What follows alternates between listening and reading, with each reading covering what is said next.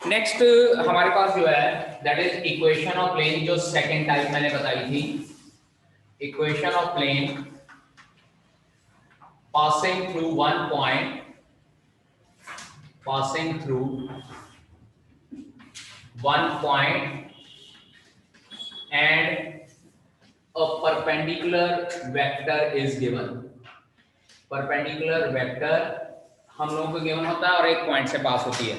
सबसे पहली जो हम लोगों ने इक्वेशन की थी वो नॉर्मल वेक्टर था, नॉर्मल यूनिट वेक्टर था।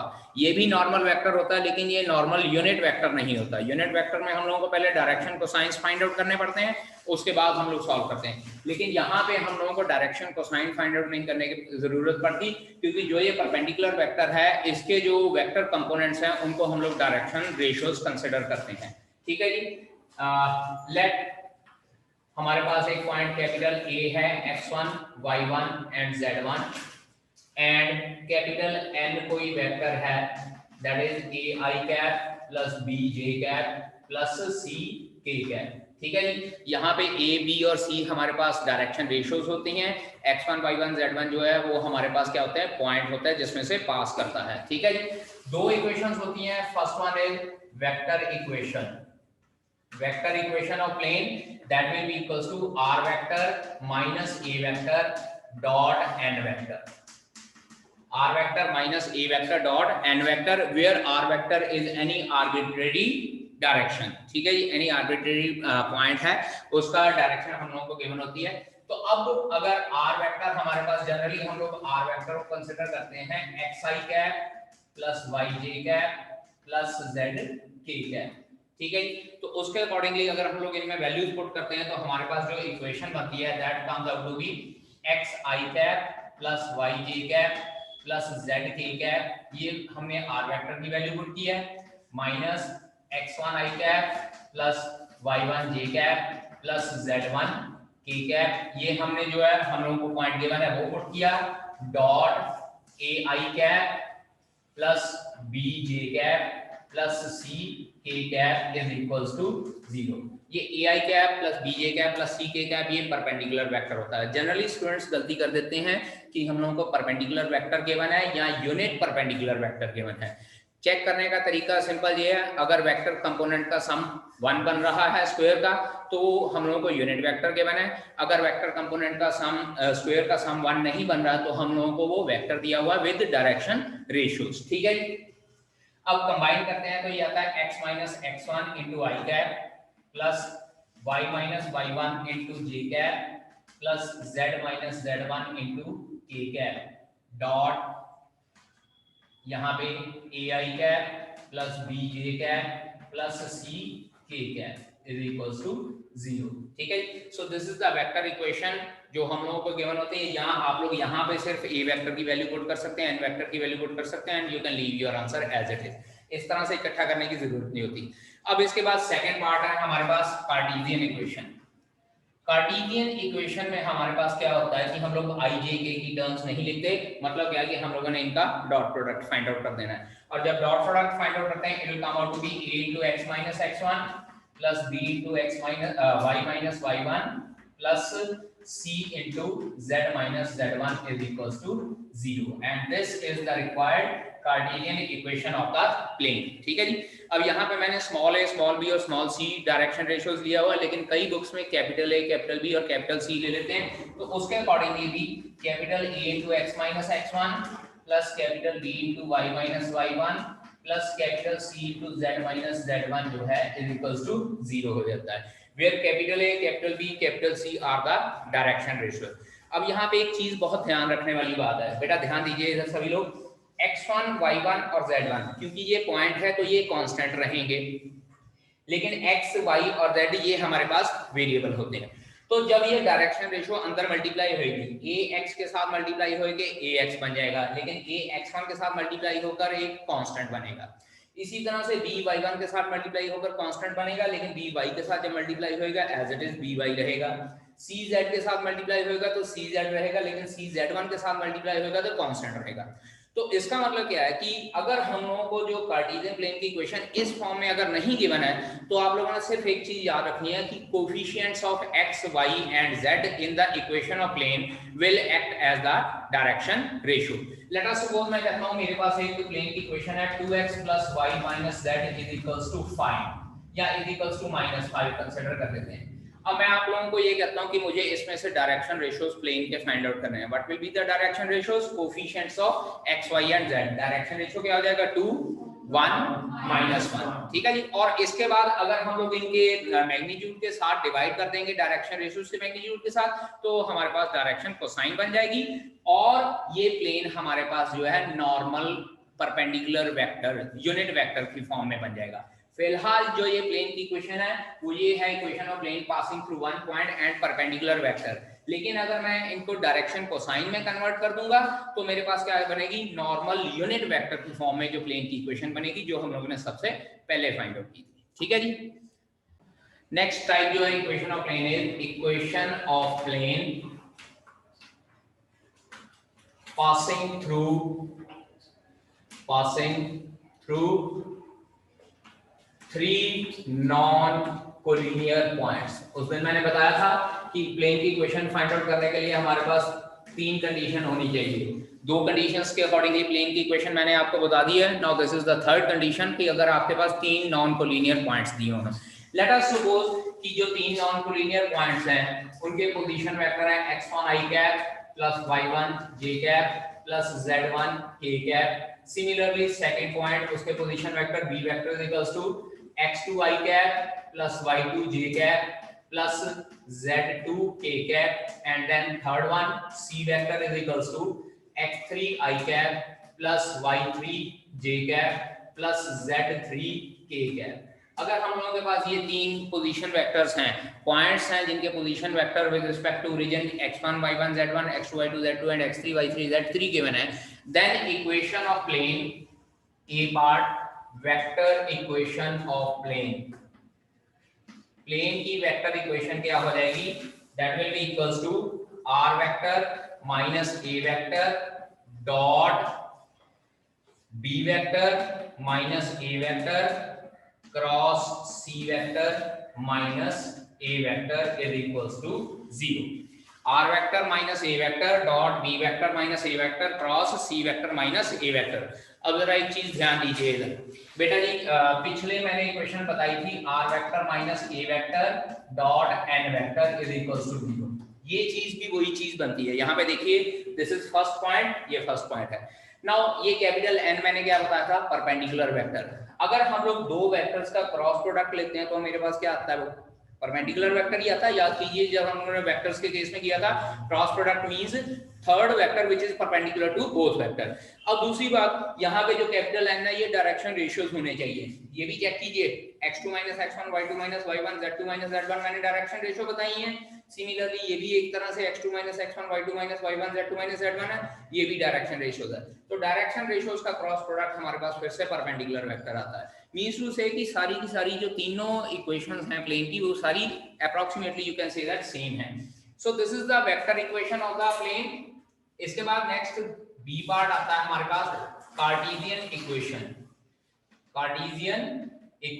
अब कार्टेशियन इक्वेशन में क्या होता है कि हम लोग r वेक्टर की value xi yj zk put करते हैं, a वेक्टर की वैल्यू पुट करेंगे, b वेक्टर की वैल्यू पुट करेंगे, c वेक्टर की वैल्यू पुट करेंगे।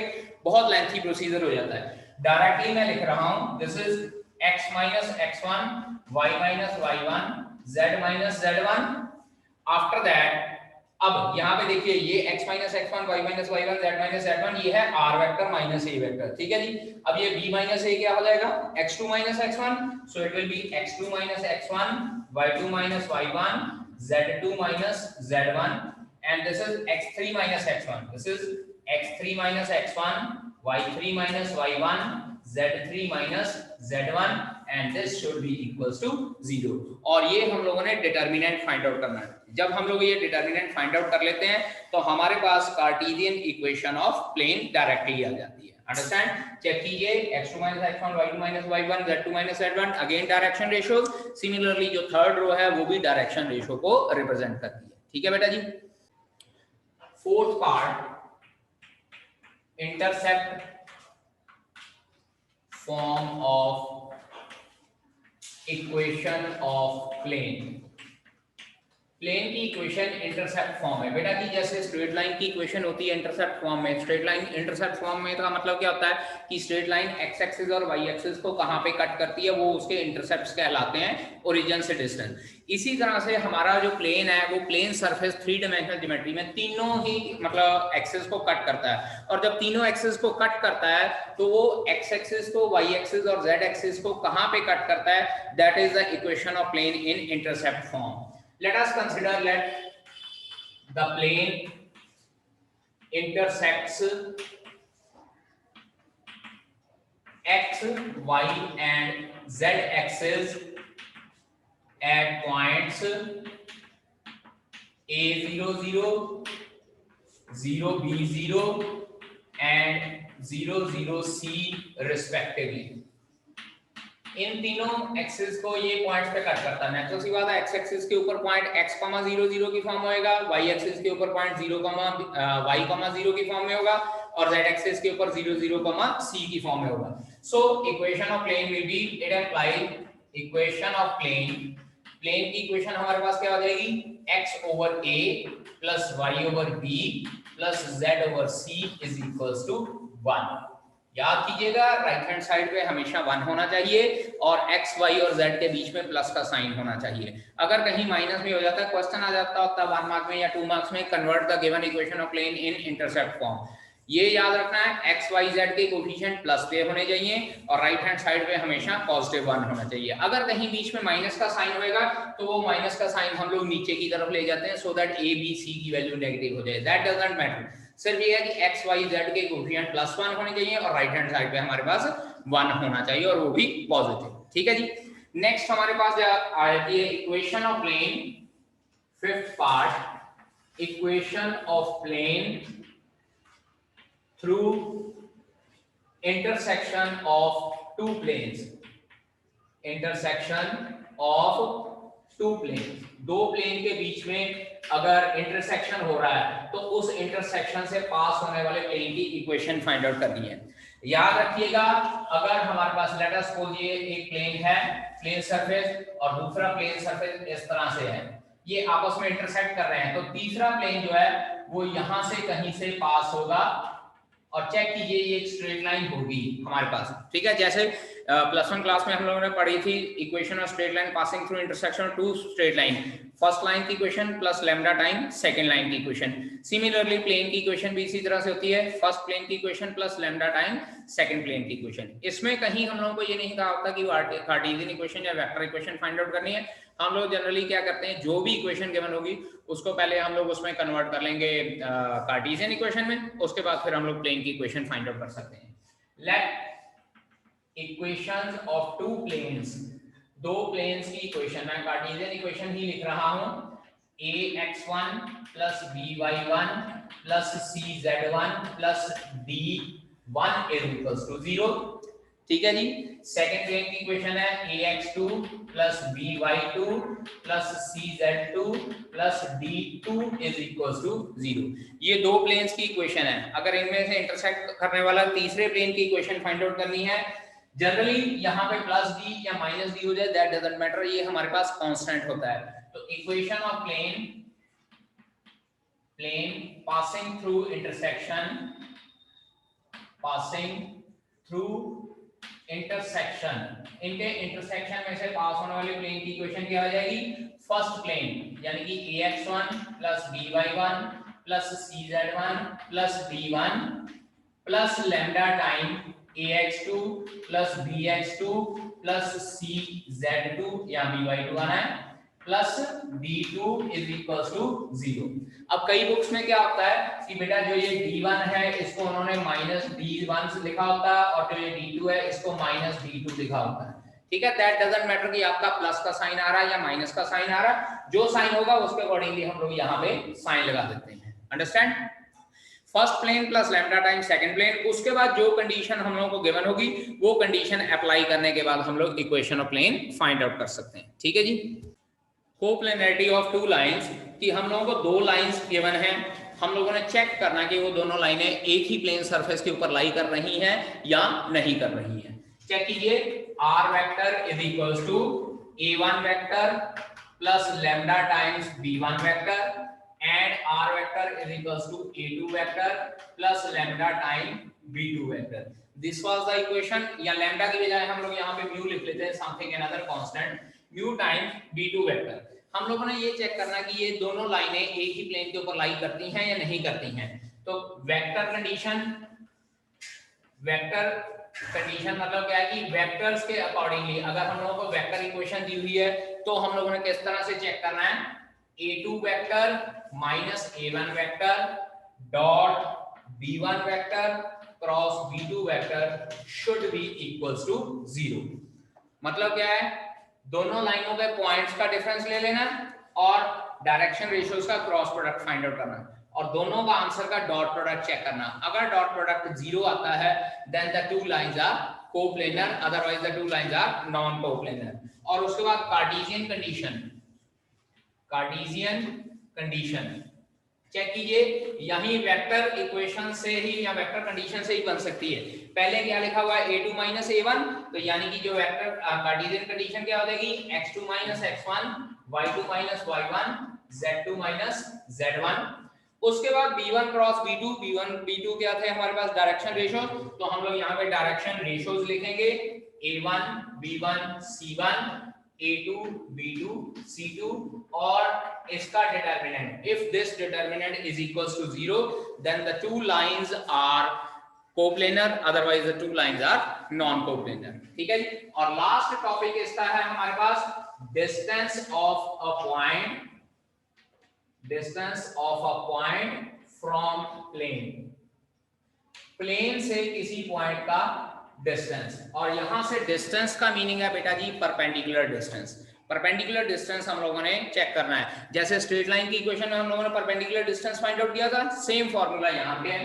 Late equation of plane, plane की इक्वेशन हमारे पास क्या हो जाएगी, ax plus by plus cz plus d is equals to 0 है एंड पॉइंट जो है x1 y1 z1।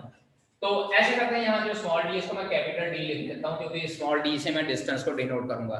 Then distance of this point from this plane d will be equals to modulus ax1 plus by1 plus cz1 plus d divided by under root of a square plus b square plus c square. मतलब क्या है कि उस point को plane की equation में put कर देना है और उसके बाद फिर आप लोगों ने डिवाइड कर देना है उसके डायरेक्शन रेशियोज के मैग्नीट्यूड के साथ। ठीक है जी।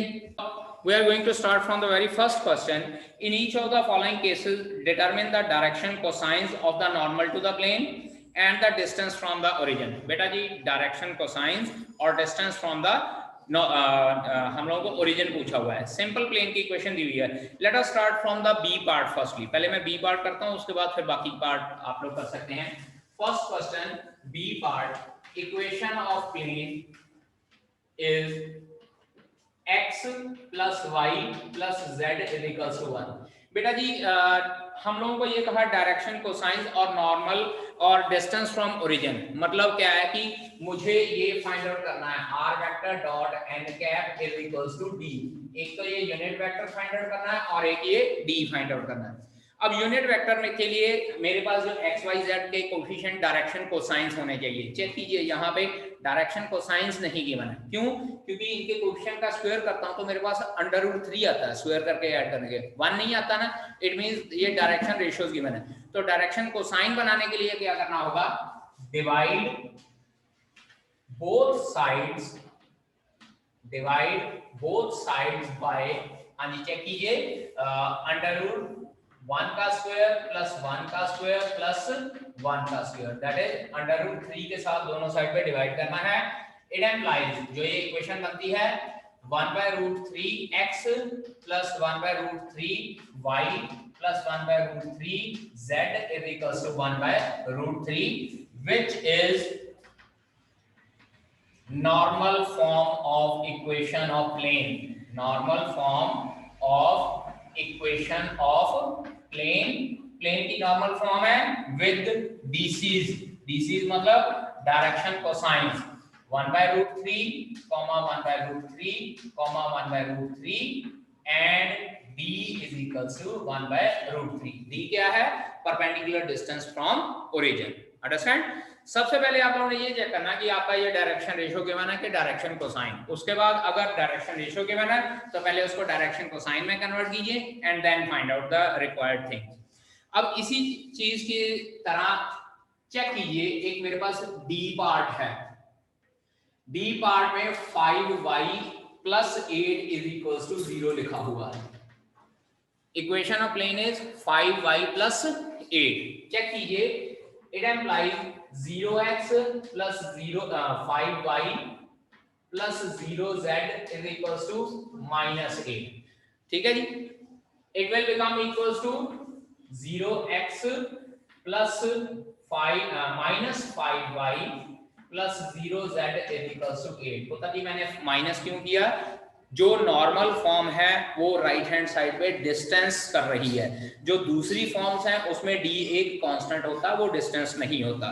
नॉर्मल फॉर्म में डिस्टेंस है और distance should always be positive, इसीलिए मुझे राइट हैंड साइड को प्लस करना पड़ा। Again this is in the form of direction ratio, क्योंकि सम 1 नहीं बन रहा है।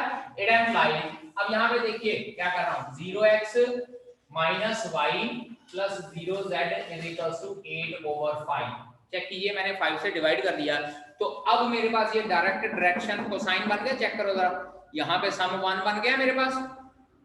ठीक है, तो इसका मतलब क्या हो गया, which is normal form, which is normal form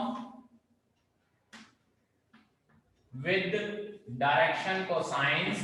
अब की बार डायरेक्शन कोसाइन क्या है, 0, -1 and 0 and d is equals to 8/5। जो डिस्टेंस है परपेंडिकुलर डिस्टेंस दैट इज 8/5 और direction cosines 0, -1, 0। Second question is given, find the vector equation of the plane which is at a distance of 7 units। d हम लोगों को 7 unit given है from the origin and normal to the vector। normal to the vector is 3i cap plus 5j cap minus 6k cap। उत्तर की ध्यान दीजिए, यहाँ पे मैंने n वेक्टर लिखा है, normal to the vector, normal unit vector नहीं गिवन है हम लोगों को। बात समझ लगी मेरी? नॉर्मल यूनिट वेक्टर नहीं गिवन है, नॉर्मल वेक्टर गिवन है। अब देखिए फिर से वही बात, पहली में नॉर्मल यूनिट वेक्टर चाहिए, दूसरे में नॉर्मल वेक्टर है तो पॉइंट चाहिए। अब मेरे पास नॉर्मल वेक्टर तो गिवन है लेकिन पॉइंट नहीं गिवन, डिस्टेंस जरूर गिवन है। अब अगर डिस्टेंस गिवन है तो पुत्र जी इससे क्या होएगा कि मैं नॉर्मल जो वेक्टर है उसको नॉर्मल यूनिट वेक्टर में कन्वर्ट कर सकता हूं। तो चेक कीजिए, यहाँ पे हमारे पास इक्वेशन ऑफ प्लेन, जो प्लेन की इक्वेशन है वो क्या हो सकती है हमारे पास, r vector dot n cap vector is equals to d होनी चाहिए हमारे पास। जो r vector dot n cap vector है इज इक्वल्स टू d, बनाइए जरा n कैप वेक्टर, और n cap vector is equals to d के अकॉर्डिंगली फाइंड आउट कीजिए, जरा करिए, जरा देखें जरा। नॉन इक्वेशन ऑफ प्लेन होती है r vector dot n cap vector is equals to d, यही होती है ना। So that is r vector dot n vector over n vector का magnitude is equals to d, क्योंकि जो n कैप है वो n वेक्टर का मैग्नीट्यूड निकालना है हम लोगों ने। So it will be r vector dot, check कीजिए, 3i cap plus 5j cap minus 6k cap divided by under root of 3 का स्क्वायर प्लस 5 का स्क्वायर प्लस माइनस 6 का square is equals to 7। It implies r vector dot 36, 25 और 9, 34, 36, 70 हो जाएगा। So 3i cap plus 5j cap minus 6k cap over under root of 70 is equals to 7। So this will be the required equation of the plane in normal form. ठीक है जी, जिसमें distance given है और vector given है। Vector को मैंने perpendicular unit vector में convert कर दिया और उसके अकॉर्डिंगली इक्वेशन फाइंड आउट कर दिया। In third question, find the Cartesian equation of the following plane: r vector dot I cap minus j cap plus j cap minus k cap is equals to 2। ये question 1 mark में भी आ जाता है और 2 marks में भी आ जाता है। अगर तो 1 मार्क में आए, इधर ध्यान दीजिए, 1 मार्क में आए सीधा लिखना है x plus y minus z is equals to 2 for 1 mark question। x plus y minus z कैसे, आर वेक्टर की वैल्यू पुट की x i cap plus y j cap plus z k cap और उसके बाद उसका इसके साथ dot product कर लिया। डॉट प्रोडक्ट में क्या होता है, आई वाला आई वाले के साथ, जे वाला जे वाले के साथ जाएगा और के वाला के वाले के साथ जाएगा। तो सीधा डायरेक्ट आंसर मैंने लिख दिया। लेकिन अगर 2 नंबर में क्वेश्चन आए तो आपने क्या करना है, शो करना है आर वेक्टर की जगह पे एक्स आई प्लस वाई जे प्लस जेड के पुट करना है, उसके बाद डॉट प्रोडक्ट के अकॉर्डिंगली आंसर लिखना है। समझ गए? 2 मार्क्स में भी आ जाता है, 1 मार्क में। 1 मार्क में कोई टाइम वेस्टेज नहीं, ओनली आंसर। 2 मार्क्स में you have to show little bit, understand? अब ये था फर्स्ट पार्ट। इसी तरह से अगर हम लोग इसका थर्ड पार्ट चेक करें, थर्ड पार्ट गिवन है r vector dot s minus 2t into I cap plus 3 minus t into j cap plus 2s plus t into k cap is equals to 15।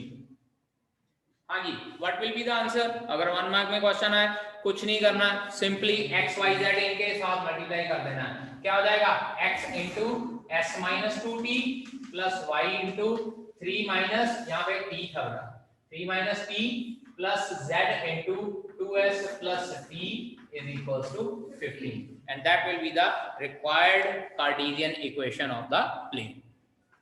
चलिए start करते हैं fourth question. एक ही question करवाना है but you will do yourself the remaining parts. Fourth question, first part is 2x plus 3y plus 4z minus 12 is equals to 0। पुत्र जी simple सी बात, हमको ये कहा है find the coordinate of foot of perpendicular drawn from the origin. Perpendicular origin से perpendicular draw किया, उसका foot of perpendicular चाहिए। मींस टू से जो गिवन इक्वेशन ऑफ प्लेन है, पहले इसको नॉर्मल फॉर्म में कन्वर्ट करेंगे। नॉर्मल फॉर्म में कन्वर्ट करने का तरीका क्या है, डायरेक्शन कोसाइंस बनाइए कोफिशिएंट्स को, ठीक है जी। डिवाइड, इसको ऐसे कर लेते हैं 2x plus 3y plus 4z is equals to 12। 2x plus 3y plus 4z is equals to 12 और make sure right hand side positive होनी चाहिए। यहाँ पे चेक कीजिए, एक D part right hand side negative होगा तो पहले माइनस से डिवाइड करेंगे, ठीक है जी। अब इसके साथ divide both sides, divide both sides by, दोनों साइड को डिवाइड कैसे करना है, अंडर रूट ऑफ 2 का स्क्वायर प्लस 3 का स्क्वायर प्लस 4 का स्क्वायर, ठीक है जी।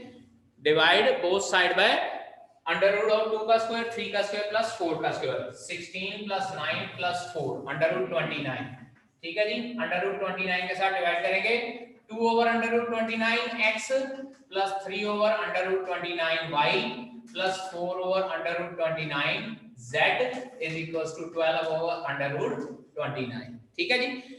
इसके बाद लिखेंगे which is of the form, which is of the form lx plus my plus nz is equals to d। lmn क्या है, डायरेक्शन कोसाइंस। तो इसके बाद एक छोटा सा इंपॉर्टेंट फॉर्मूला है, therefore foot of perpendicular. Perpendicular का फुट क्या होता है, LD, MD और ND, याद रखिएगा LD, MD और ND। तो therefore फुट ऑफ परपेंडिकुलर क्या हो जाएंगे, हाँ जी, L क्या था 2 over under root 29 multiply by 12 over under root 29, 24 over 29 comma 3 into 12 36 over 29 comma 4 into 12 48 over 29 and that will be your answers, ठीक है। Similarly you can do remaining parts of this question, ठीक है बेटा जी।